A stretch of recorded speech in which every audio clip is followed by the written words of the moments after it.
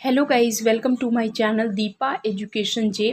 आज की इस वीडियो में हम चर्चा करेंगे बीपीएससी 4.0 में एसएसटी विषय को लेकर के। तो जिन भी बच्चों का सब्जेक्ट हिस्ट्री और पॉलिटी है उनके लिए वीडियो होने वाला है। लेट वीडियो के लिए या इतने दिन से मैंने जो वीडियोस नहीं डाली हैं उनके लिए सॉरी, पर आपका जो एसएसटी है जिन भी बच्चों का, उनके लिए ये वीडियो बहुत ज़्यादा इम्पॉर्टेंट है। आप इस सेशन से जुड़िए। अगर आपको ये वीडियो पसंद आती है तो प्लीज़ आप चैनल को लाइक करें, सब्सक्राइब करें, शेयर करें। जो भी पॉइंट्स, जो भी नोट्स यहाँ पर अवेलेबल हैं वो सारे एनसीईआरटी और एससीईआरटी बेस्ड हैं और डिट्टो हूबहू वैसे क्वेश्चन परीक्षा में पूछे जा रहे हैं। तो लेट्स स्टार्ट। पहला क्वेश्चन है, बॉम्बे प्रेसिडेंसी एसोसिएशन की स्थापना के अध्यक्ष कौन थे? पहले अध्यक्ष कौन थे? क्वेश्चन ध्यान से सुनिए।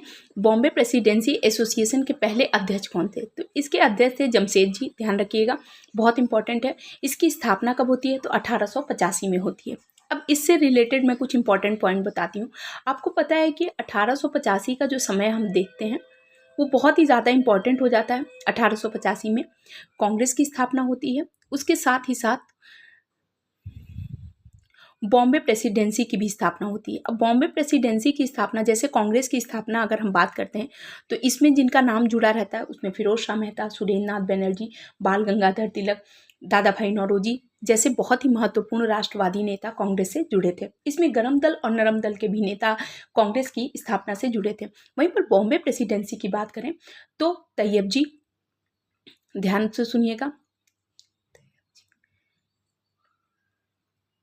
तैलंग, केटी तैलंग, इन दोनों लोगों का नाम बहुत ही ज़्यादा इम्पॉर्टेंट आता है बॉम्बे प्रेसिडेंसी में।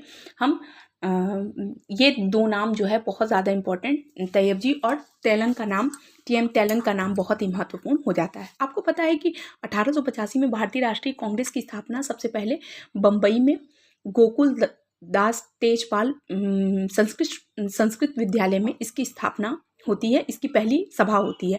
ध्यान रखिएगा, इसके पहले अध्यक्ष जो होते हैं वो WC बनर्जी होते हैं और इसकी स्थापना A.O. ह्यूम द्वारा की गई थी। अब ये 1885 में भारतीय राष्ट्रीय कांग्रेस की स्थापना क्यों होती है? तो उसके पीछे एक सन बहुत ज़्यादा इंपॉर्टेंट होता है, वो है 1883 का। इस समय आता है इल्बर्ट बिल, जो रिपन के शासनकाल में आता है। इस इल्बर्ट बिल को श्वेत विद्रोह के नाम से जाना जाता है। क्यों? क्योंकि इस बिल में ये चीज़ तय की गई थी कि भारतीय न्यायाधीशों की भी बराबरी क्या की जाएगी, यूरोपीय न्यायाधीश के दिए गए फैसलों के बराबर होगी। यानी जो भी भारतीय न्यायाधीश हैं जो फैसले देंगे, अगर किसी यूरोपियन पर कोई मुकदमा चल रहा है तो इनके इक्वल, मतलब इनके फैसले को क्या किया जाएगा, बराबर माना जाएगा। पर वहाँ के लोगों द्वारा इसका इतना ज़्यादा विरोध किया गया, इसीलिए गवर्नमेंट को ये बिल वापस लेना पड़ा। और तभी भारतीयों को इस बात का एहसास हुआ कि अगर हम एकजुट होते हैं, यदि हमारे पास एकता होती है तो हम किसी भी कार्य को क्या कर सकते हैं और सरकार को अगर ये कार्य लोगों के हिसाब का नहीं है या लोगों के विचारों के अनुकूल नहीं है तो वो विचार और वो व्यवहार और वो पत्र, वो अधिनियम, इवन कोई कानून तक हम वापस करा सकते हैं। ये बात 1883 के इल्बर्ट बिल से इस बात का एहसास हुआ था। इसीलिए 1885 में भारतीय राष्ट्रीय कांग्रेस की स्थापना होती है। और आपको पता है कि इसके अध्यक्ष जो होते हैं वो भारत में विविधता होने की वजह से अंग्रेज जो है वो भारत को एक राष्ट्र ही नहीं मानते हैं। ये सब एनसीईआरटी में आपकी लाइन दी हुई है कि भारत को एक राष्ट्र नहीं मानते हैं। तो बाल गंगाधर तिलक, दादा भाई नौरोजी जैसे नेता, महत्वपूर्ण नेता, पंडित जवाहरलाल नेहरू ने बताया कि हमारा भारत जो है वो एक उभरता हुआ राष्ट्र है, यानी एक निर्माण राष्ट्र है, यानी अभी जिनका निर्माण हो रहा है, इसलिए यहाँ पर क्या है, विविधता है। आपको पता है कि पंडित जवाहरलाल नेहरू स्वतंत्र भारत के पहले प्रधानमंत्री बनते हैं और इस बात को ध्यान में रखते हुए ही ये स्टेटमेंट भारतीय राष्ट्रीय कांग्रेस के समय दिया जाता है। तो ये स्थापना क्यों होती है? इल्बर्ट बिल के वजह से। इल्बर्ट बिल कब आता है? 1883 में आता है। किसके शासनकाल में आता है? तो रिपन के शासनकाल में आता है। रिपन का कार्यकाल क्या होता है? तो 1800, अब ध्यान रखिएगा, इंपॉर्टेंट है, 1880 से 1884। 85 में डफरिन के समय में भारतीय राष्ट्रीय कांग्रेस की स्थापना होती है। आपसे क्वेश्चन ये भी पूछ सकता है। और आपको पता है कि रिपन से पहले लॉर्ड लिटन का कार्यकाल था 1876 से 1880, और लिटन ने वर्नाक्यूलर प्रेस एक्ट लगाया था, जिसको रिपन ने रोक लगाई थी। किसके सहायता से? तो प्रधानमंत्री ग्लैडस्टोन की सहायता से, ब्रिटिश प्रधानमंत्री ग्लैडस्टोन की परामर्श से इन्होंने वर्नाक्यूलर प्रेस एक्ट पर प्रतिबंध लगाया था। तो देखिए, ये एक क्वेश्चन से आपको कम से कम 10 पॉइंट्स आपको मिलते हैं, जो आपके एग्जाम के लिए इंपॉर्टेंट है। एक बार फिर से बताती हूँ, भारतीय राष्ट्रीय कांग्रेस की स्थापना 1885 में, बॉम्बे प्रेसिडेंसी की स्थापना 1885 में कहाँ पर हुई थी? तो बंबई में हुई थी। अध्यक्षता कौन की थी? WC बैनर्जी किए थे। कहाँ पर होती है? तो गोकुलदास तेजपाल संस्कृत विश्वविद्यालय में होती है। छठा पॉइंट कि इसकी स्थापना के पीछे कारण क्या था? तो 1883 का इल्बर्ट बिल किसके शासनकाल में? रिपन के शासनकाल में। इसे किस अन्य विद्रोह के नाम से जानते हैं? श्वेत विद्रोह के नाम से जानते हैं। और बॉम्बे प्रेसिडेंसी में महत्वपूर्ण नेता तो KT तैलंग और तैयब जी का नाम बहुत इंपॉर्टेंट होता है। इसके अलावा और भी जो पॉइंट बताए हैं कि लिटन से पहले किसका कार्यकाल था? रिपन का शासनकाल था। उन्होंने क्या किया था? वर्नाक्यूलर प्रेस एक्ट लाया था 1878 में, जो 1882 में लॉर्ड रिपन ने किसकी सहायता से? तो ग्लैडस्टोन की सहायता से, जो ब्रिटिश प्रधानमंत्री थे, की सहायता से क्या किया था? रुकवाया था, प्रतिबंध लगवाया था, उसे बंद करवाया था। फिर डफरिन, कांग्रेस की स्थापना के समय कौन रहता है? तो डफरिन होते हैं गवर्नर जनरल। ध्यान रखिएगा, देखिए मैंने यहाँ आपको लिटरली 12 पॉइंट्स बताए हैं जो आपके एग्जाम के पॉइंट ऑफ व्यू से इंपॉर्टेंट है। तो अगर आपको सेशन पसंद आ रहा हो तो प्लीज़ चैनल को लाइक करें, सब्सक्राइब करें, शेयर करें। दूसरा क्वेश्चन पे चलते हैं। दूसरा क्वेश्चन है, व्यक्तिगत सत्याग्रह आंदोलन कब शुरू हुआ? तो 17 अक्टूबर 1940 को व्यक्तिगत सत्याग्रह आंदोलन शुरू होता है। तो एक गवर्नर जनरल का नाम हम पढ़ते हैं, लॉर्ड लिनलिथगो। ठीक है, लॉर्ड लिनलिथगो का नाम हम सुनते हैं, ध्यान रखिएगा, इंपॉर्टेंट। अब इनके बारे में हम थोड़ा सा जान जाते हैं। तो आपको पता है व्यक्तिगत सत्याग्रह जो होता है वो 17 अक्टूबर 1940 को होता है। ये क्यों होता है? ये व्यक्तिगत सत्याग्रह क्यों होता है? तो आपको पता है कि सेकेंड वर्ल्ड वॉर के टाइम में जो गवर्नर जनरल थे, उन्होंने भारतीयों के परामर्श के बगैर ही, उनसे बिना पूछे ही सेकेंड वर्ल्ड वॉर में भारतीयों को उस युद्ध में झोंक दिया। अब इसी से रुष्ट होकर और अपने आप को अलग दिखाने के लिए डॉक्टर पंडित जवाहरलाल नेहरू, विनोबा भावे और ब्रह्मदत्त का नाम भी ले। तो प्रथम ये आपका सत्याग्रही कौन थे? विनोबा भावे। दूसरे कौन थे? पंडित जवाहरलाल नेहरू। और तीसरे कौन थे? ब्रह्मदत्त। तो ये तीनों नाम इंपॉर्टेंट है। इन्होंने व्यक्तिगत सत्याग्रह की शुरुआत क्यों हुई थी? आपको पता है कि सेकेंड वर्ल्ड वॉर की शुरुआत होती है 1939 से लेकर 1945 तक। अब जो ये भारतीयों की मांग थी वो ये थी कि यदि हम, आपको जैसे फर्स्ट वर्ल्ड वॉर में भी ये बातें पहले भी तय की गई थी, क्योंकि उस समय जो आंदोलन था वो असहयोग आंदोलन बिल्कुल राष्ट्र स्तर पर चला था। और यहीं पर अब जब सत्याग्रह आंदोलन की शुरुआत होती है, उन्होंने कहा कि हम सेकेंड वर्ल्ड वॉर के बाद भारत को आज़ादी दे देंगे, लेकिन इस बात पर ब्रिटिश क्या हुए? माने नहीं। इसलिए इन्होंने व्यक्तिगत सत्याग्रह की शुरुआत की। इसमें जो महत्वपूर्ण नाम आता है, विनोबा भावे, पंडित जवाहरलाल नेहरू और ब्रह्मदत्त का नाम इंपॉर्टेंट है। ध्यान रखिएगा, बहुत इंपॉर्टेंट है। इससे प्रश्न पूछे जाते हैं कि प्रथम व्यक्तिगत सत्याग्रही कौन थे? विनोबा भावे। ये कहाँ से? दूसरे कौन थे? पंडित जवाहरलाल नेहरू। तीसरे कौन थे? तो ब्रह्मदत्त थे। इन्होंने क्यों किया था? तो सेकेंड वर्ल्ड वॉर में अपने आप को उससे अलग दिखाने के लिए इस आंदोलन की शुरुआत होती है। ध्यान रखिएगा, इंपॉर्टेंट है। आगे, राष्ट्रीय स्वयंसेवक संघ की स्थापना कब होती है? तो 1925 में नागपुर में होती है। अब राष्ट्रीय स्वयंसेवक, इसको हम इंग्लिश में RSS कहते हैं। RSS की स्थापना 1925 में होती है।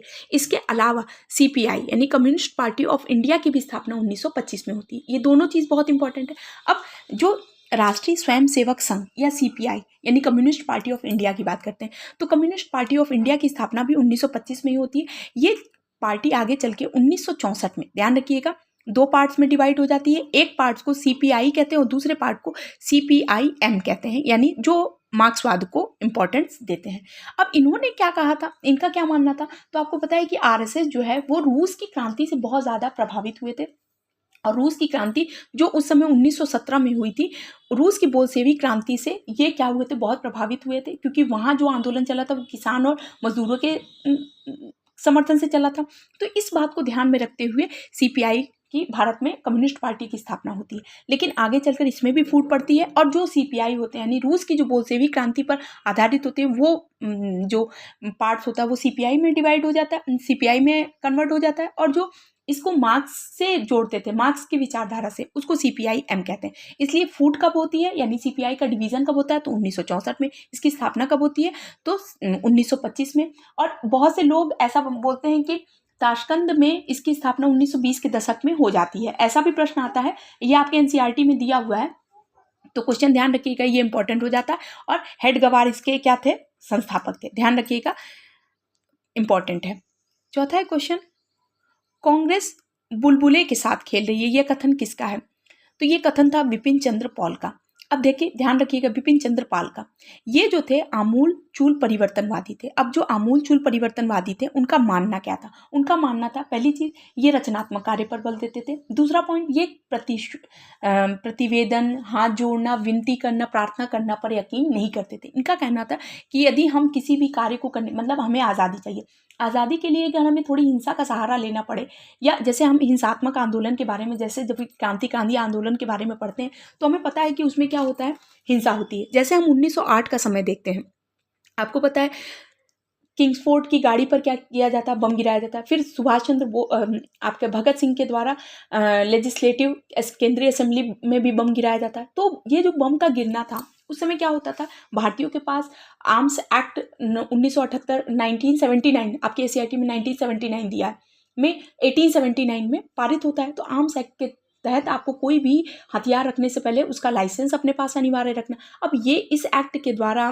कोई भी भारतीय अपने साथ क्या रख सकते थे, हथियार तो रख सकते नहीं थे, लेकिन बम बनाने की कला सीखने के लिए ये आमूलचूल परिवर्तनवादी या जो हिंसात्मक आंदोलन को, या जो क्रांतिकारी थे, वो इस आंदोलन को दिमाग में रखते हुए बम सीखने की कला से, आपको पता है बिपिन चंद्र कानून को पेरिस तक गए थे। तो पेरिस गए तो वहाँ बम सीखने की कला, तो ये बम जो है, ये जो क्रांतिकारी आंदोलन वालों के लिए एक हथियार के रूप में था, यानी बम गिरा के। और इनका बम गिराने से आपको पता है कि एक स्टेटमेंट देते हैं कि हमारा उद्देश्य किसी को नुकसान पहुंचाना नहीं, बल्कि ब्रिटिश के कानों तक अपनी बातों को पहुंचाना है। ध्यान रखिएगा, इंपॉर्टेंट। तो इससे क्या होता था कि इसी से आगे चलकर 1885 में इल्बर्ट बिल आता है, 83 में फिर आर्म्स एक्ट का विरोध होता है, वर्नाक्यूलर प्रेस एक्ट का विरोध होता है, इल्बर्ट बिल आता है, उसके बाद भारतीय राष्ट्रीय कांग्रेस। तो भारतीय राष्ट्रीय कांग्रेस की स्थापना, यहाँ बुलबुले दिया है, भारतीय राष्ट्रीय कांग्रेस की स्थापना इसी बलबूते पर होती है कि आगे चल के इस स्थापना को, इस संगठन को क्या कर दिया जाएगा, हटा दिया जाएगा। और भारत की आज़ादी के समय हमें इस संगठन की ज़रूरत है, और भारत की आज़ादी के साथ ही हम इस संगठन को क्या कर देंगे, समाप्त कर देंगे। तो भारतीय राष्ट्रीय कांग्रेस की स्थापना तो आपको पता है कि 1885 में हो गई, लेकिन अब उस स्थापना के बाद से जो भी कार्यवाहियाँ हुई, उसी के बलबूते पर विपिन चंद्र पाल ने ये स्टेटमेंट दिया कि कांग्रेस क्या कर रही है, बुलबुले के साथ खेल रही है। यानी जो भी उसके बाद से आपको पता है कि आपका भारत की आज़ादी के समय सेकेंड वर्ल्ड वॉर जैसी बहुत विनाशक घटनाएं होती हैं। तो इस चीज़ को, सब चीज़ों को ध्यान में रखते हुए विपिन चंद्र पाल जो है आमूल परिवर्तनवादी थे, और वो कह रहे थे कि कांग्रेस जो है वो बुलबुले के साथ क्या कर रही है, खेल रही है। तो ये स्टेटमेंट वाले प्रश्न भी इंपॉर्टेंट है, परीक्षा में पूछ लिए जाते हैं। आगे क्वेश्चन, सामुदायिक विकास कार्यक्रम को एक मौन क्रांति की संज्ञा किसने दी? तो पंडित जवाहरलाल नेहरू ने दी थी। इन 1952 में 2 अक्टूबर सामुदायिक विकास कार्यक्रम की, ये डेट इंपॉर्टेंट है, अक्टूबर 1952, 2 अक्टूबर 1952 में सामुदायिक विकास कार्यक्रम की स्थापना होती है। इसको सामुदायिक एक मौन क्रांति की संज्ञा किसने दी? पंडित जवाहरलाल नेहरू ने की। और आपको पता है कि स्वतंत्र भारत के पहले क्या बनते हैं, प्रधानमंत्री बनते हैं। और इनका कार्यकाल जो होता है, इनकी मृत्यु के समय तक, माने 1900, ध्यान रखिएगा, 1964 तक इनका कार्यकाल होता है।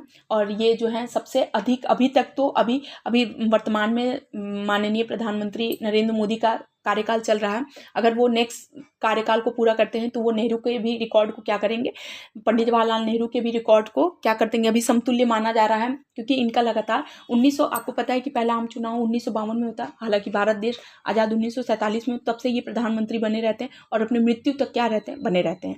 तो ध्यान रखिएगा, इंपॉर्टेंट है। उसके बाद से लाल बहादुर शास्त्री बनते हैं। लाल बहादुर शास्त्री भी 2 कार्यकाल का, मतलब 2 साल ही अपने प्रधानमंत्री के पद पर रहते हैं। ताशकंद समझौता के दौरान ही उनकी क्या हो जाती है, मृत्यु हो जाती है। तो प्रधानमंत्री जिनकी बाहर देश ताशकंद में मृत्यु हुई थी, वो थे लाल बहादुर शास्त्री। उनको जहर देकर मारा गया था, या उनकी मृत्यु जो है वो सामान्य तरीके से हुई थी। इस बात को लेकर आज भी क्या है, बहुत हद तक विवाद है, स्पष्ट नहीं किया गया है। तो ये सारी चीज़ें इंपॉर्टेंट है। आगे क्वेश्चन देख लेते हैं, अकबर की अंतिम विजय कौन सी थी?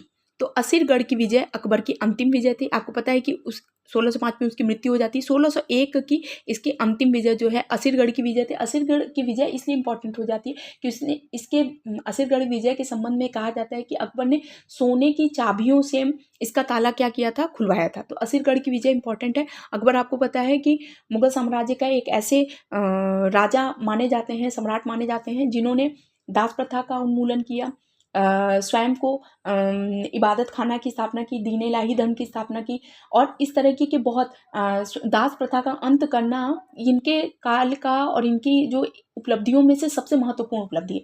दास प्रथा का इसने जजिया कर को समाप्त किया था, जैसे बहुत ही उल्लेखनीय कार्य किए हैं, जिससे अकबर का नाम क्या होता है, बहुत ही महत्वपूर्ण माना जाता है।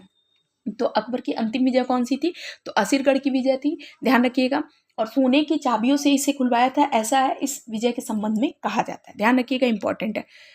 इस सेशन का लास्ट क्वेश्चन है, इल्तुतमिश को बगदाद के खलीफा द्वारा मान्यता कब मिली थी, तो 1229 में मिली थी। आपको पता है कि वैसे तो कुतुबुद्दीन ऐबक को सल्तनत काल का संस्थापक माना जाता है, पर वास्तविक संस्थापक जो था वो इल्तुतमिश था। एक बहुत ही महत्वपूर्ण इतिहासकार हैं, उन्होंने कहा कि यदि दिल्ली सल्तनत का एक खाका अगर ऐबक ने तैयार किया था, तो उस खाके को पूरी तरीके से संरचना किसने दी थी, तो इल्तुतमिश ने दी थी। यानी दिल्ली सल्तनत का वास्तविक संस्थापक अगर बात की तो वो इल्तुतमिश को माना जाता है। इसी को बगदाद के खलीफा द्वारा मान्यता कब मिली थी, 1229 में मिली थी। इसे गुलामों का गुलाम भी कहा जाता है, ध्यान रखा जाता है। इसे ये मोहम्मद महमूद गोरी का गुलाम था, उसके बाद ऐबक ने इसे खरीद लिया था, तो इसे गुलामों का गुलाम कहते हैं, ध्यान रखिएगा, इंपॉर्टेंट है।